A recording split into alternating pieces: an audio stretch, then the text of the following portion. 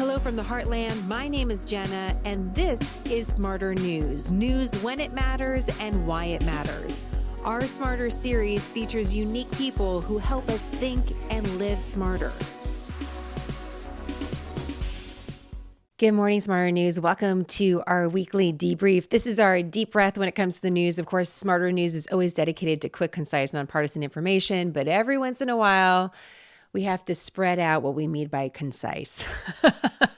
And instead of 3 minutes, maybe we could talk for about 30 minutes on some of the big stories of the week and take your questions. And that's what we try to do here. So we're broadcasting live on Instagram, as we're also recording audio for those that want to watch and listen later on YouTube and podcasting platforms everywhere.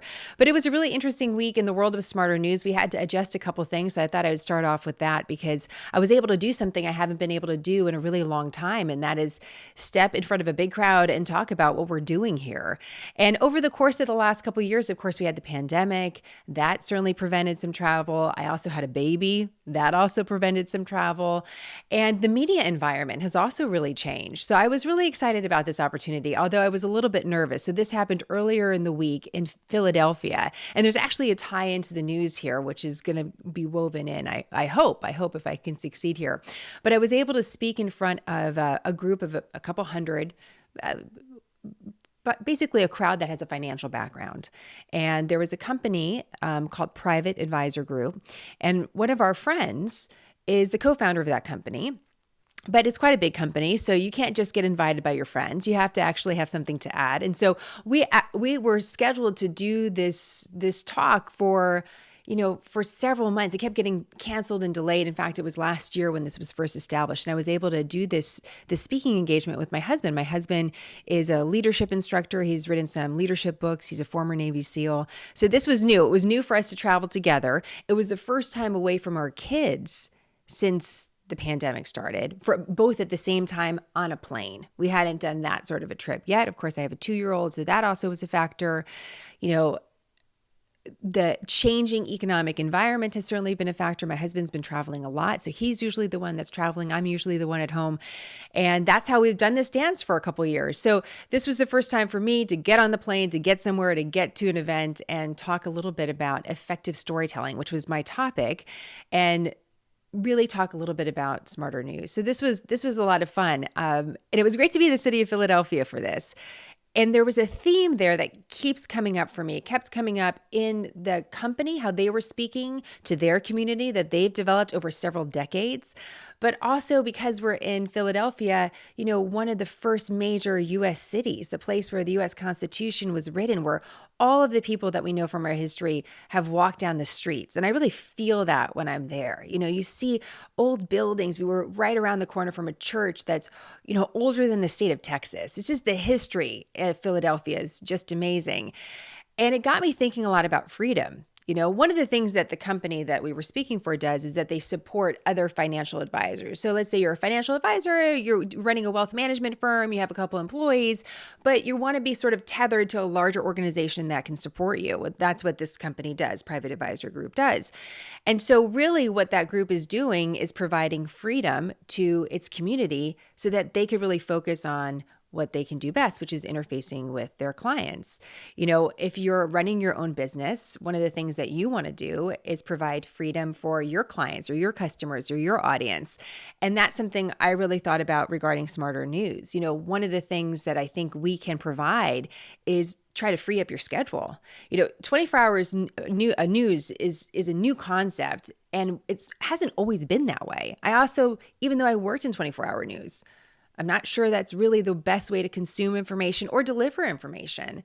And so one of the things I want for you is freedom. I want you to be able to feel secure that you're going to get the news from someplace that's trustworthy and nonpartisan, and then live your life. Live your life.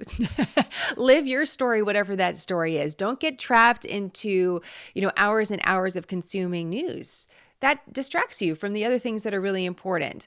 That said, as a journalist, I think the news is important. These headlines are intersecting in our own lives in very personal ways, and they impact the story of our lives as well. But we have to have balance. You have to have balance among those things. So I was thinking a lot about that in Philadelphia, freedom. Really, ultimately, that is the mark of a really healthy relationship, whether it's professionally or personally. If you're in a customer service industry, which I believe the news industry is, I want you to have more freedom.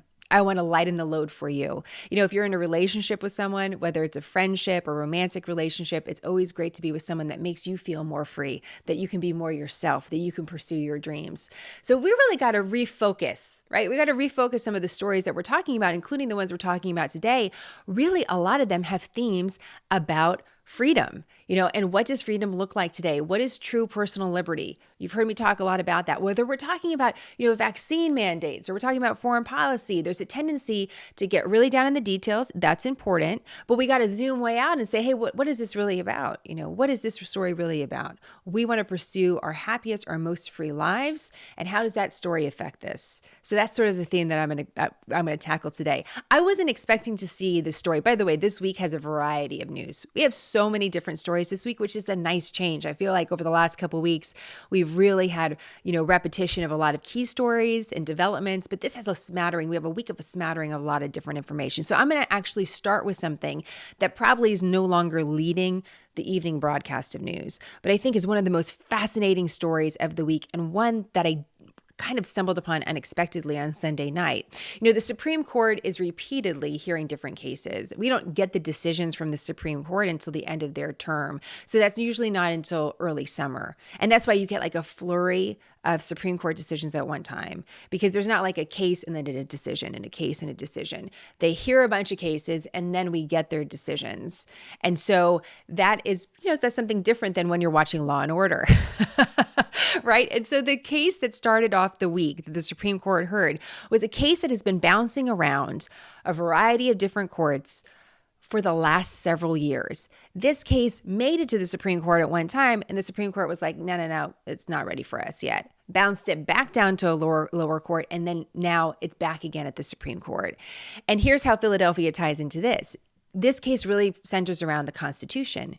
It's a story of a U.S. high school football coach and his desire to pray on the field after a football game. So let me give you a little bit of a backstory on this, because if I just give you that plot line, instantly it's like, well, we all go to our corners. You should have seen me talking to my husband about this. My husband is from Texas. He's a Christian and he played football. And in Texas, there's no line dividing any of that. Can I get an amen from the Texans out there? I'm from California. There might be a little bit different football culture, although I'll say I went to a Christian Brothers school, high school in San Francisco, right in the heart of the city. And I was thinking about this morning. When we played other schools that would be our rivals that also were Christian, I think there was a prayer before we started the game, right in the middle of Golden Gate Park, where we played at Kezar Stadium. I seem to be, it's been a long time, guys. It's been a long time since I was in the high school football stands. I was, trying to participate in the crowd, but I think that's what we did. Anyhow, we'll all have a point of reference on this. So here's a little bit of the backstory. Joseph Kennedy is a high school football coach, and just a little background on him, had a really tough upbringing. So he's very passionate about mentorship to young men. He finds his way to the football field through like different twists and turns.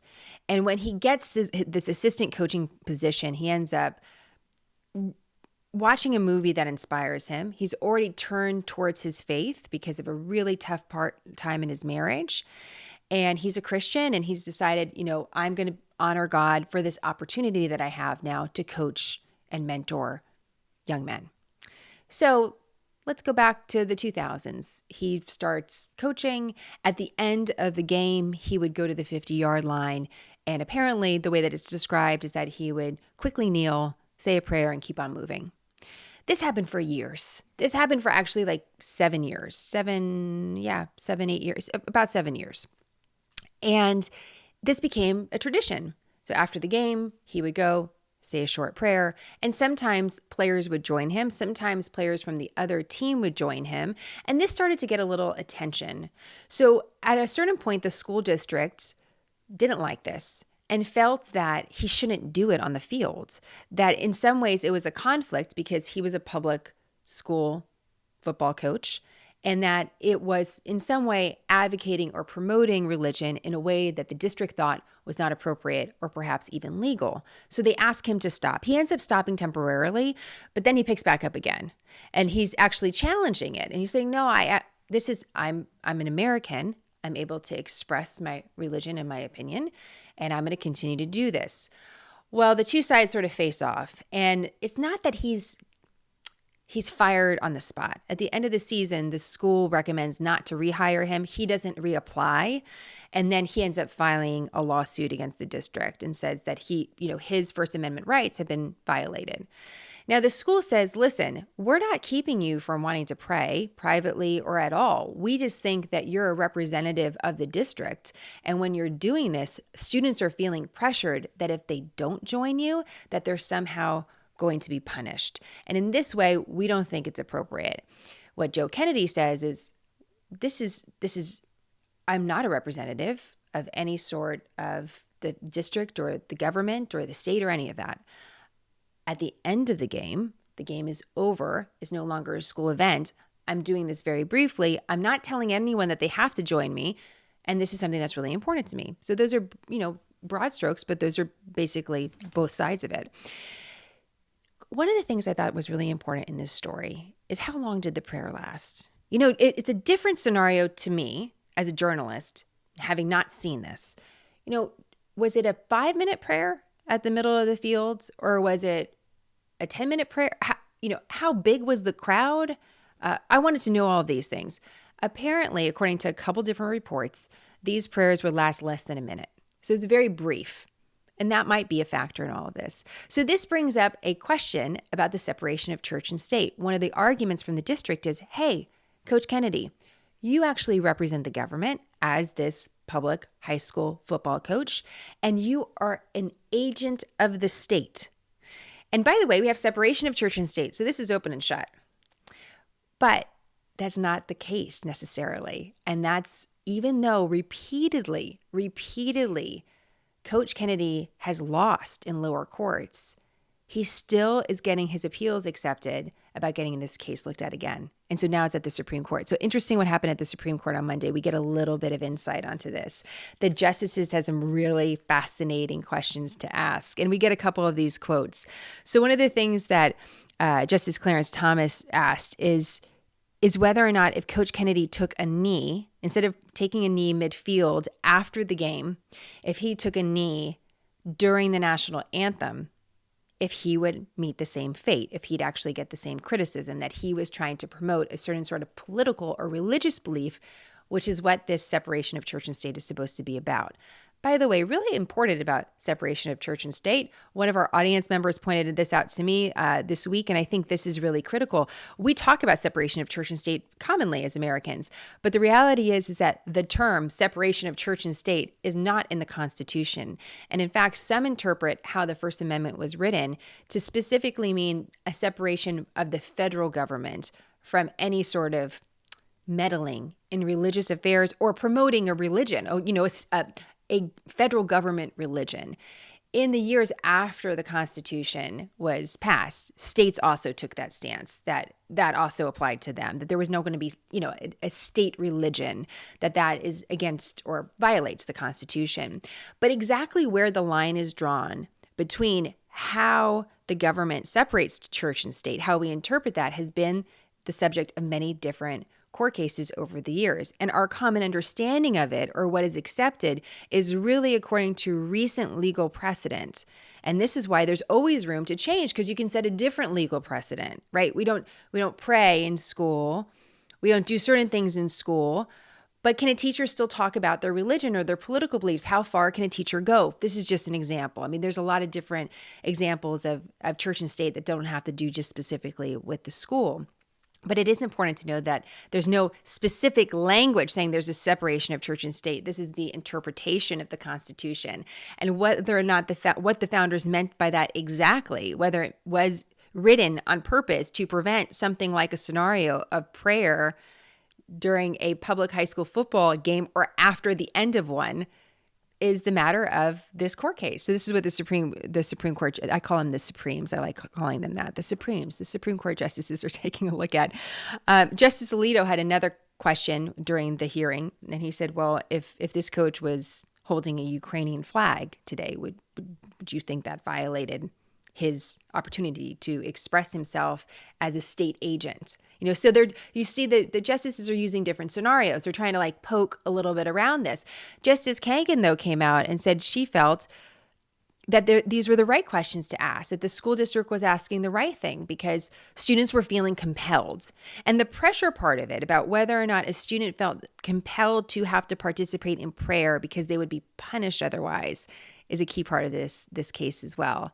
This will be interesting. Will the Supreme Court go against all the lower courts' rulings? Will they establish something new when it comes to what is allowed in different scenarios as we evolve and we have different scenarios come up where maybe church and state is at some sort of conflict? I'm really curious what you think about this. Just a note of something I learned. My father was an NFL quarterback. I don't know if we've ever talked about that.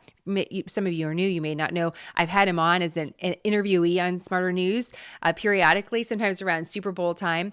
My father played in Super Bowl IV, just to give you an idea. So this is back when the NFL first started. And here's another fun fact.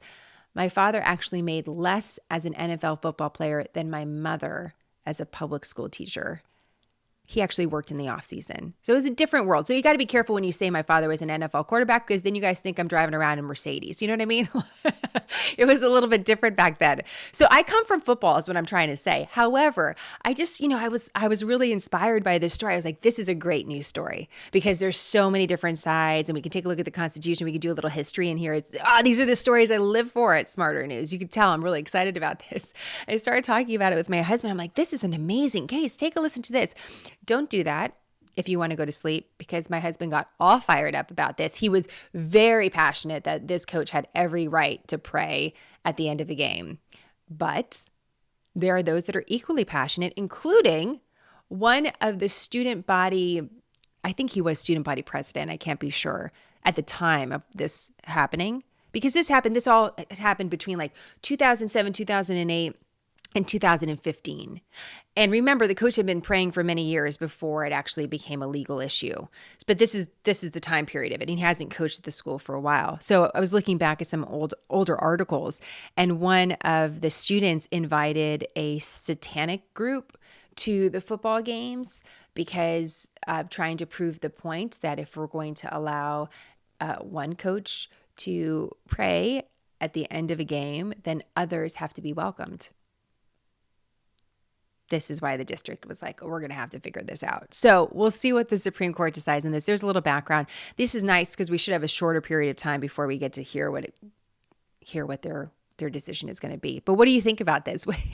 It's a very interesting story, and just proof that, sometimes the legal process, we don't need proof on that. We know the legal process can take a while. So there you go. So that's an interesting story, and one we'll continue to watch at Smarter News. Okay, a couple housekeeping items. I want to talk to you a little bit about some news that is, again, kind of a smattering across a couple different areas. And they all are interconnected in some ways. The economy, what's going on with COVID. However, I'm not just talking about COVID. I'm talking about another mysterious virus that's affecting children. We're going to get to that. And also I want to talk to you about this Russian prisoner swap that took place this week. And these are going to attach to larger headlines. So this will give us like little things to know that then get us to the bigger picture. Let's just start with the economy. We had a reading on the economy today, and I'll do this real quick. There's nothing that makes you more excited than economic data. I know it's easy to suddenly start to get that kind of, you kind of drift off, let your mind drift off into other things. But here's the bottom line. We got a reading on the U.S. economy that showed the economy shrunk in the first quarter. We don't want to see any economy shrink. We want to see us continue to grow. We'd like to see us continue to grow probably more than, 2%. That's pretty healthy. When it's a little bit lower than that, always raises some eyebrows. But we were lower, we were in the negative territory. And so sometimes the reason why we pay attention to this is that if you have 2 consecutive quarters, so 2 3-month periods where you see negative growth, that can be the first signs of a recession. And so we watch that because traditionally that's where we would use that data. Okay, we got 1 quarter Let's see, do we get it a second time? And does that mean that the US economy is going through a sustained contraction, which is something that we don't want to see? Recession is not good, really. We don't want to see, we want to see growth. However, there seems to be a little bit of a moderated freak out over this. Couple things. We get a couple readings of this data. So this is the first one, which is what really gets attention. This normally doesn't get wildly revised, but it could. What is giving economists some sense of not freak out is that they're saying part of the reason why the economy is not able to grow is an inventory issue. So it's not because consumers aren't spending or, companies aren't trying to function. It's just a matter of the goods getting to people and making them available to buy. You were the key economic metric for economists overall, all over the world, by the way. I know many of you are watching from abroad. Thank you very much. We love seeing Smarter News all over the world. The majority of our audience, of course, is American. And the American consumer, specifically, by the way, the woman consumer, is what's really being watched to see how healthy are you? Are you shopping? Are you continuing to invest in the economy? Are you really pulling back because of higher gas prices? What's going on with the economy in Russia? What is holding you back? Right now, the consumer, the American consumer, and by the way, when we look at consumer data, it's not broken down according to gender, is that you look okay. Like you look like you're doing okay. Despite all that's been thrown at you over the last, let's say, couple of years, you seem to be hanging in okay. If the U.S. consumer seems to be hanging in okay with the data, then we can see, well, maybe the economy's not growing as much, but it's not because the consumer's beat up. It's just because we got these other factors in it. So we'll see how that kind of shakes out as we get more data. But politically speaking, if you're the Biden administration, you're going into the midterm elections, these sort of data points are important because for Republicans, they're going to say, well, this isn't just an inventory issue. This is a policy issue, right? We have the wrong policies in place, and this is why we're confronting this.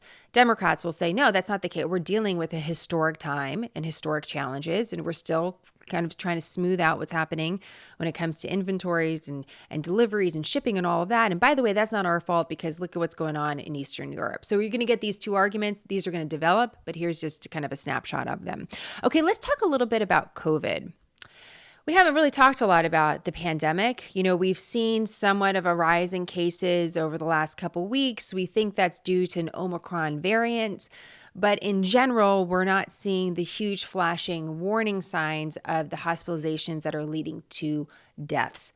Now, we always have to be cautious with that because we know data is severely delayed when it comes to anything pandemic related. But so far, that's what we're seeing right now. We got this new study from the CDC this week that showed, almost 60% of Americans, they believe, has had a past prior infection of SARS-CoV-2, the virus that causes COVID. They think 75% of children and adolescents have specifically prior infection. This is not that you necessarily got sick, but that you were infected with the virus. This is not that you were vaccinated. It's reading something completely different. And so that tells us something that the country has had a lot of exposure to this virus. The place that we're at now is that we're seeing Moderna come out and they're saying we would like to get an approval for our vaccine for the very youngest among us. We know that Pfizer's been trying to do that. And we're at this point with the pandemic where we've really focused so much on vaccinations and data that we've really not talked a lot about therapies. One of the things just stepping back from this time period, and this is a fact, the fact is that we have seen that people can have multiple infections of COVID.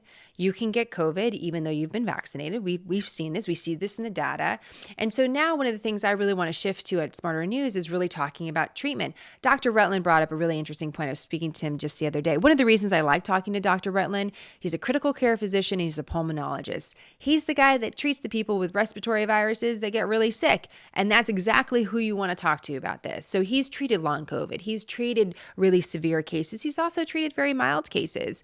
And one of the things he has repeatedly talked about is that he feels that the government needs to talk more about treatments, monoclonal antibodies. What about these antiviral pills? And one of the things he said to me, and he said it as well in a short video at Smarter News, but I really want to emphasize it because it's something that I don't have. We all try to develop plans, right? If you if no one has a cell phone service, like, do we have an emergency place to meet? That's something my husband and I talked about recently. If there's a fire in the house, where are we all meeting? You kind of run those drills with your children, right? We're going to meet on the far side of the driveway. Well, if you get COVID, what is your plan? And that's one of the things that Dr. Rutland talks about. Vaccination status, just let it go for a second. Because we know that people can get the flu vaccine, but they still get treated for the flu. So if we're going to really move towards this, well, what is are we having conversations with our doctors about, okay, if we get COVID again this year, let's say you tested for positive for COVID once, what's your plan? Are you going to try to get an antiviral pill? Are you just going to try to ride it out with supplements? How do you judge when's the time really to go into the doctors and get looked at? And I think that's a really good tip for families everywhere. I think we should talk about that. We don't have to be afraid, but we should have a conversation about it. I know if I have the flu and I test positive for the flu, I've taken Tamiflu before. There's always mixed results about whether or not it really shortens your case of the flu. But if I got the flu again, like I did when I was pregnant with my third child, I'd probably be more aggressive about it because that was a really tough time. So depending on your point of reference with COVID, this may mean different things with you, but it might not be a bad idea to talk about it with your doctor or, whoever you go to for medical advice to say, like, if this is the case, what should I do? One of the things I'm going to be watching, and I've said this repeatedly, but I think this is important, what happens in the South in the summer with COVID cases. We've seen a repeated spike in the Northeast over the last couple of years during this time of year. But then in like June and July, really June, we see it in the South. And it's sort of been like, why is that happening? It's not damp and cold and wet like you would think it's typical for respiratory viruses. And it's been a little bit of like, I guess the South, they're crazy. They don't wear masks. You know what I mean? Like people have just like said that. By the way, not true. I actually think I notice more people wearing masks now in places like the grocery store than I did even last year at this time. I don't know. So I'm really curious about that. But here's something I think parents should know about, and really anybody. So the World Health Organization came out a couple weeks ago, and they kind of said, listen, we're looking at this strange cases of hepatitis in kids. It's hitting children 0 to 17 years old. I actually have a map. Let me see if I can pull it up here. And I don't think it transferred. I wanted to show it. I'm going to put this underneath our video on YouTube. I'm going to put it on our website, and I'm also going to tuck this into our newsletter. I think this is important. So there's cases of hepatitis, a handful, in a variety of different countries. The United States is included, European countries, Spain, England, and they're noticing these kids have symptoms related to hepatitis, but they're not testing positive for the viruses that typically cause hepatitis. What they're testing positive for is adenovirus. This is like a typical cold virus. And in some cases, they're testing positive for the adenovirus and COVID, SARS-CoV-2, the virus that causes COVID. In some cases, they're not testing for either. And they can't quite figure out, well, what is happening here? Hepatitis causes an inflamed liver. It can be really dangerous. Obviously, we all need our liver to function and be healthy. And in a couple cases, so in this recent press release, they said 169 children across these different countries. And that 10% of them, so about 17 of them, needed liver transplants because of this. One died. They're not presenting with fever. They're presenting with, severe abdominal pain. But it's enough to catch the attention of the World Health Organization. I think that's enough for us to also watch. One infectious disease doctor I watch in San Francisco from UCSF is Dr. Gandhi. She's a mom as well. And she was talking a little bit about this. And this is kind of brings up one of those questions about, with a question about hygiene was what she was talking about, and keeping some children from exposure to certain viruses because we've in many cases been isolated for a period of time, whether or not this is kind of what we're seeing or whether or not this is something completely different. We don't really know. Does it seem to be like contagious, like we're talking about with COVID, how we were really worried about transmission and close places? That's not what the World Health Organization is saying right now, but as a parent, certainly got my attention. So it's really very, very little kids, younger than 1 year old to about 17 years old, and just something that I wanted to pass on. And one of those reminders that health really matters. It's not just a focus on COVID. It's about healthcare. It's about taking care of each other and watching and asking for the right questions as well. Okay, final story I wanted to cover with you, and this has to do with a prisoner swap. Have you heard about this? We had a prisoner swap with Russia this week. Yeah.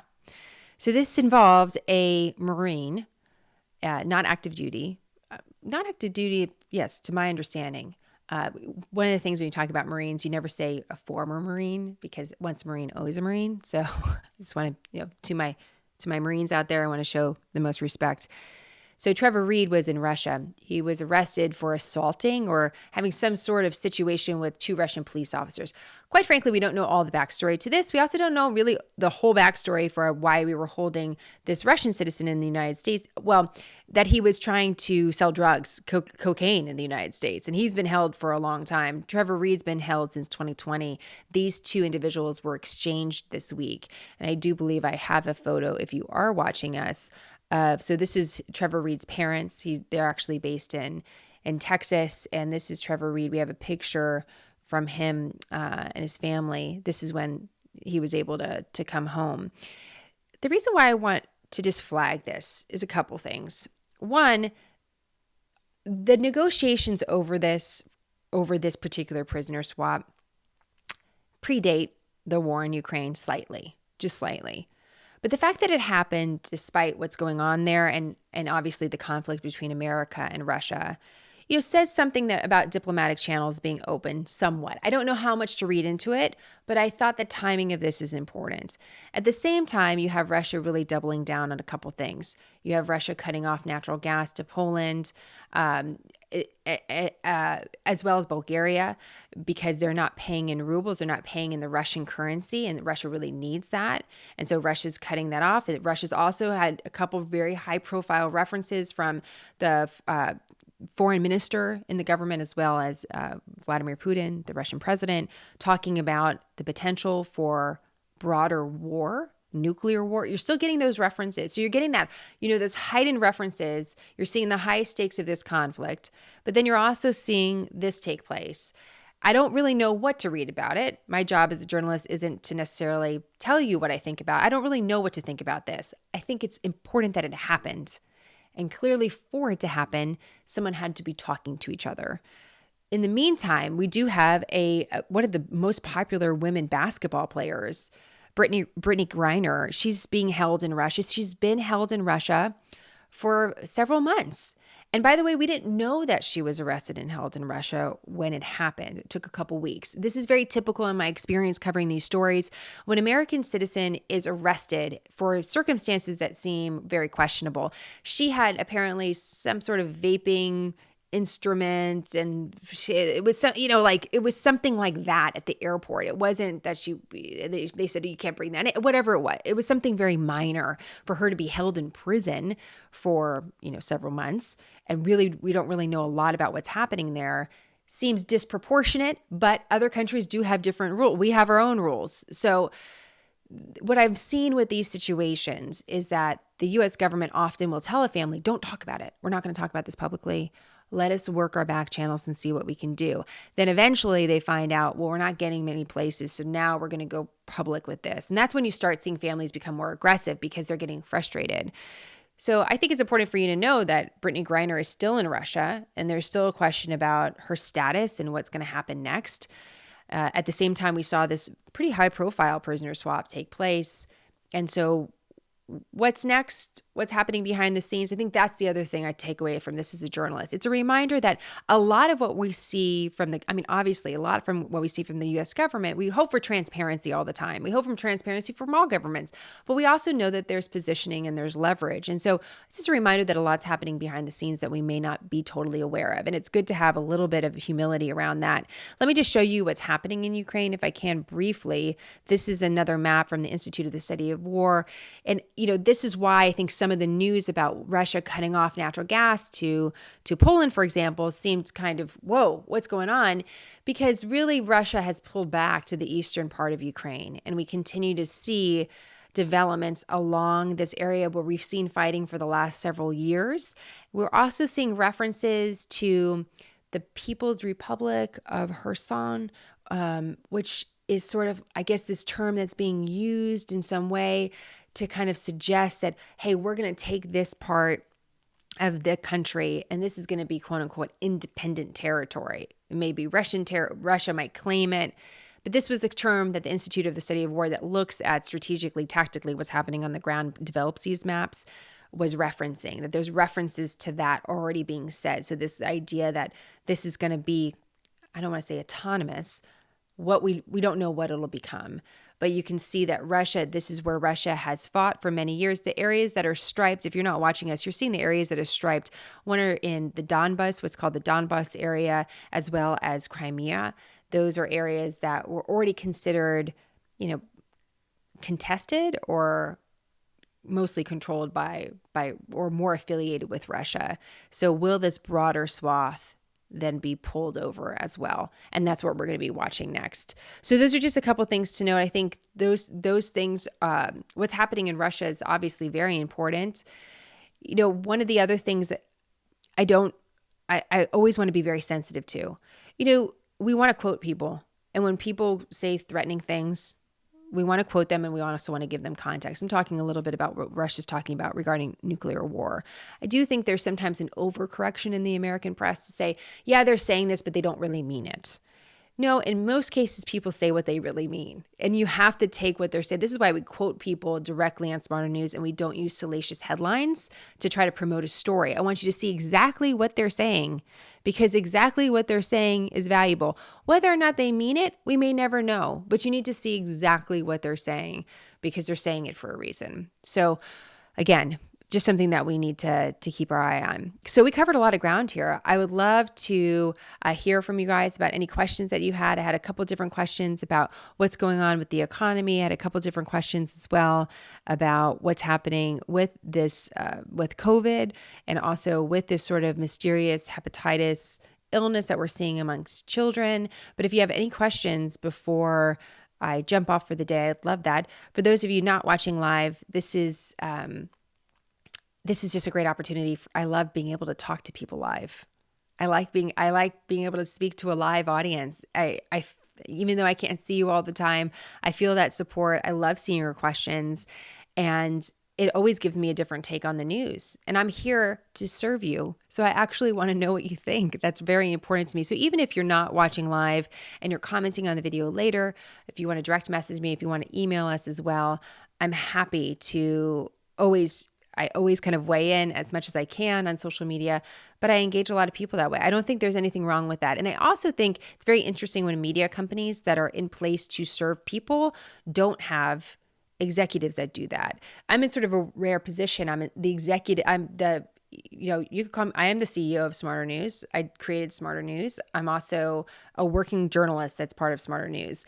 And there's nothing keeping any of these major networks from having their executives talk to the audience directly. I think it should happen. I think you should know exactly who's behind, who's formulating the team that's gathering news, that's telling the story of our lives. Okay, final thing I'm going to just mention. And I know some of you are tired about this, but I can't let it. I can't not mention Elon Musk and buying, attempting to buy Twitter. Can I just say this real quick? Yes, the offer was accepted, but it's sort of like economic data. You get a first reading. You may get your offer accepted on a house, but then it takes a while for it to close, and a couple things can happen. I don't know what could disrupt this deal, but I also think it's sort of funny that people are just losing their minds over this when it's not even final yet. I'm like, it's like, okay, they came together. There's some sort of offer that's been accepted. Okay, I got it. And it's sort of interesting to hypothesize about how a change of a social media platform might lead to other change, and freedom of speech. This kind of gets us full circle to the First Amendment that we talked about with the court case that we're looking at this week. But a lot can happen. What can happen before the deal closes? I just want to mention that. I don't know. I think the whole thing is very interesting. And if the focus is on more information and more opinions and more access, well, let's see. I use Twitter a lot for direct quotes, and that's very useful to me as a journalist. If Twitter went away, I wouldn't be, very upset personally. I find it interesting. Professionally, I would find that to be a huge blow because people say things on Twitter that they may not say otherwise, and they're in positions of power, like the wealthiest person on the planet, like Elon Musk, or, legislators. The photo that I used of Trevor Reed, the Marine that was in prison in Russia, I got from the Texas congressman who is serving the district where his family is. I would never have access to that otherwise. So there's actually, for me, there's a lot of positive. I'm not even really worried about some of the arguing that happens or misinformation. And I actually am really not worried about you when it comes to misinformation. I worry about you all the time, by the way, but I'm not really worried about you when it comes to misinformation. I think if misinformation is online, it's just like misinformation at church or at school. And we all navigate bad information on a regular basis.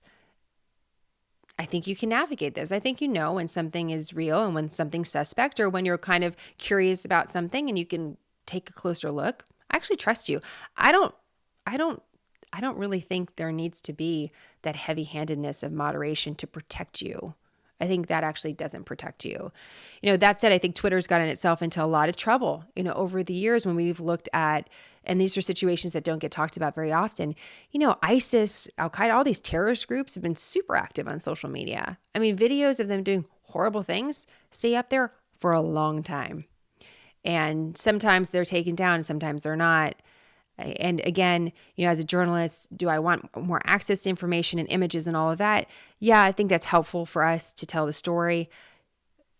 When things cross over into real crimes, I'm clearly not advocating for that, but it's certainly been a mixed message at times about what's acceptable and what's not.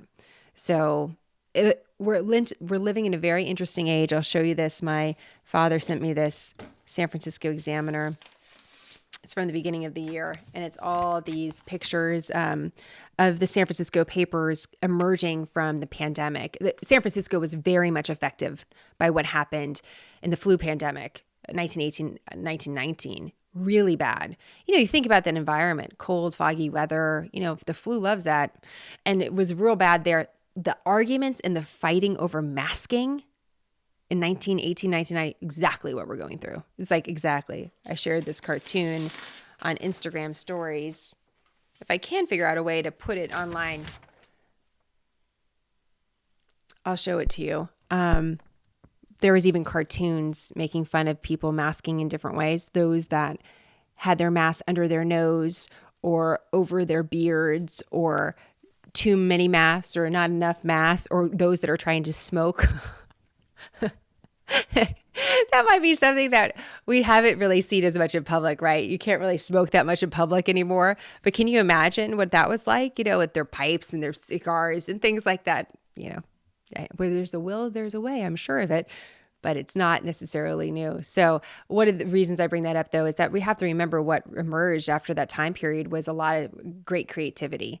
And I think we're at the verge of some really great creativity if we can kind of pull out of this environment that we've been kind of held into for so long, for obvious reasons. And we've clearly had a lot of loss of life and a lot of turmoil in this country over the last couple of years. But I'm hopeful. I'm hopeful for what I call, creative disruption. And I think Smarter News is about creative disruption. And I think that's important. So that makes me excited. Anyways, okay, guys, sorry about that. We had a little bit of a slight audio break. Hopefully we can fix that in some of the after production. I'm trying something else to see if I can get my audio to sound a little bit better. But I appreciate all your patience and support for Smarter News and helping us grow. Thank you for telling your family and friends about us. That means the world to me and our entire team. And, without you, this would mean nothing. It's really about you. You bring the value. Remember, most important for the U.S. economy, the global economy, and the most important for Smarter News. Don't forget who you are on those days where you're like, oh, what is happening? Very important to me, and I appreciate it. All right, questions and comments, let me know. I'm going to have more on all these stories, including updates about what's happening on the border, immigration, on smarternews.com. And don't forget our weekly newsletter as well. It's one of my favorite things we put together, and that comes out every Saturday morning, so you don't have to look anywhere if you want something interesting to read just for a couple minutes on the weekend. So thank you so much, and I'll see you with more on smarternews.com. Bye, guys. Quick, concise, nonpartisan, Smarter News, a refuge from the storm. I'm Jenna. Thank you for choosing smarter.